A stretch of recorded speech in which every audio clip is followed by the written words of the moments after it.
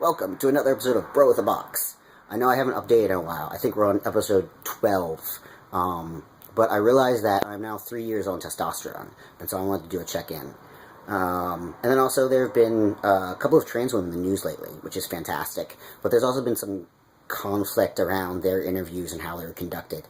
So I wanted to try to talk to people a little bit and help them understand where that conflict is rooted in. And so I'm not going to speak directly on the interviews, but I just want to talk a little bit about why some people are upset and help people understand where the root of that conflict is. When it comes to transitioning, I haven't had any big changes in a while. You know, my body shape changed since I started. Like my skin, my hair. I'm finally shaving pretty regularly, but I haven't had any sort of big changes. And no, it's been 3 years. It's gonna happen maybe for a little bit more of an Adam's apple, but my voice is clearly dropped. I look back at the old videos and my voice is much deeper, so I guess it's pretty good. So I wanted to talk about Janet Mock was getting interviewed, and Laverne Cox, and they were interviewed by Pierce Morton and Katie Couric, and there was another trans woman who was interviewed who was interviewed with Laverne Cox. I don't recall her name, but there's been some conflict around some of the language that was used, and it seems like people don't understand why those trans ladies were upset. Because in the interviews, there were a couple of questions about, the surgeries they had, and, they might not have specifically straight up been like, tell us about your genitalia, but that was sort of the focus of the interview, and so the trans women were upset by this, and it seems like people don't exactly understand why, and so I want to talk about from my perspective. So why it's not okay to ask trans people about their genitals. I think the reason it's not okay to ask trans people about their genitals, you don't have to really look very far. It's the same reason it's not okay to ask most people that you don't know that well about their genitals. It's a private thing. I'm a unique individual. I'm not trying to say, I'm like most trans people, because obviously I'm willing to give up a certain degree of my privacy by, making videos talking about myself and posting them on the internet.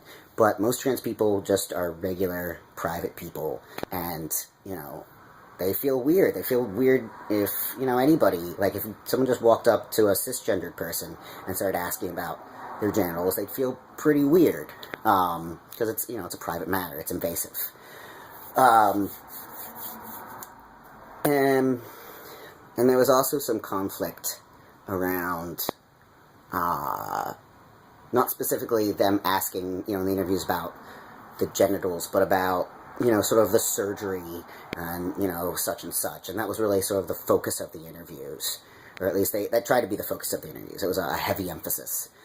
And I think I was kind of thinking, if you engage with me in a thought experiment, if you will, I was trying to maybe illustrate why that would be upsetting to people.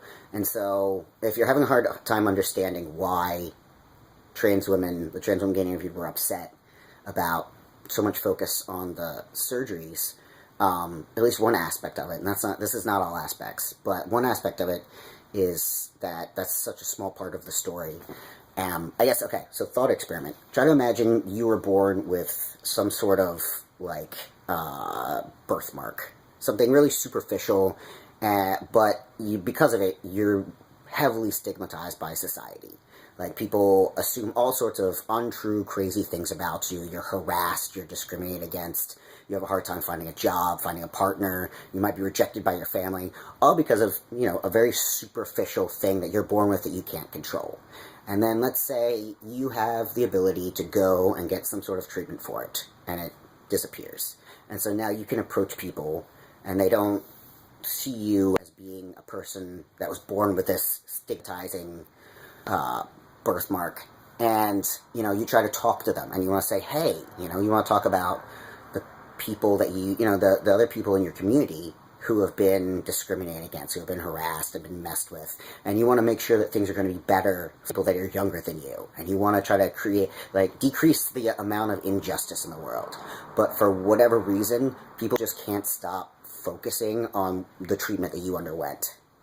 And it's kind of like that with trans folks. Like, there's so much to being transgender, and, you know, people really focus, especially, like, in, you know, these news interviews, there's this focus on, like, surgery, but when it gets down to the get down, it's just such a small part of people's lives. And I think that, you know, some people are like, oh, you know, like, they're talking about the news folks, and they're like, how could they know any better, you know? Well, like, transgender people, it's not like a secret club, you know, this isn't like the Skull and Bones Club, and there's like a secret way to, like, talk to trans people that won't piss them off. Like, I just typed in to Google, like, how to talk to trans people and be respectful, and I got 23 million responses. So, it's not that hard to learn about, and when you're a journalist, you are supposed to research a topic. You know, you go and you interview people and you learn more, but you're supposed to research it before you talk to a person. And so either Pierce Morgan and Katie Couric, there's really two possibilities. Either they didn't do any research, and then they're, you know, still kind of worthy of some criticism, or they did some research and they just chose to ignore it. Because while surgery is not the most important part of a trans person's story, I can see how it's the most entertaining. So I guess I just wanted to round things out. Overall, 3 years on T, super tight. It's been great. It's been really good. Also, I was thinking about some of the conflict that's been occurring,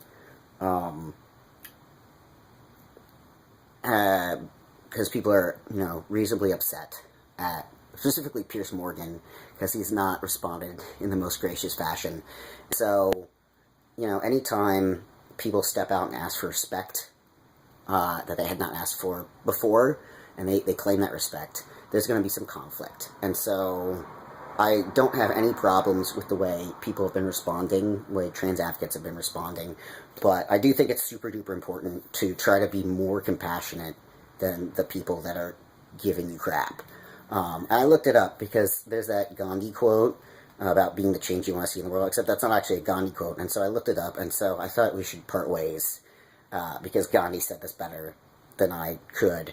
And I sort of updated the gender, because in all this he uses he's and him and man, and I thought since the arena we're in and the topic that we're discussing, that I might do some annotations, so don't judge me.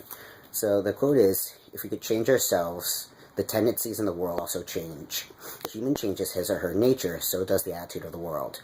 Change towards him or her. We need not wait to see what others do. And so, if you're being a transgender advocate, definitely be honest, be genuine, be direct, be firm, but also, I mean, at least I try to remember to be more compassionate than the people that are giving me a hard time, because if not, then, you know, I'm destined to become an oppressor. So, I guess, thanks for watching the video. I've kind of made a resolution to try to update and use video and photography more often, because it's always been something that fascinated me, and these days there's really no excuse for it, because it's cheaper and more available than it's ever been. So, thanks for watching, and talk to you soon.